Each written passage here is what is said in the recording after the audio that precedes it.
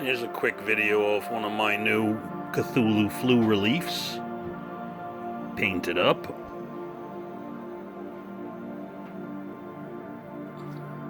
It's a large one. That's a 7x9 plaque. It's a 1/3 scale head. That's been taken over by ancient evil things. A little bit of a fishman head growing out of the side there. Some tentacles growing out of the top.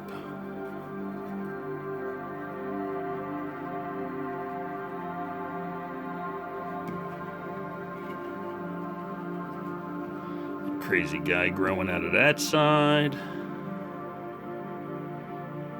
Guy's available on my Etsy store, Cthulhugizzard,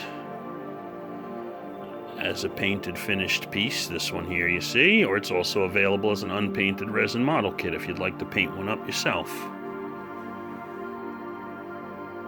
It's a lot of fun to paint this guy.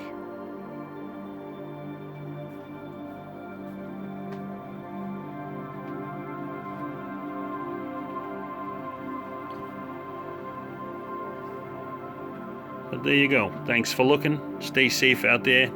Later.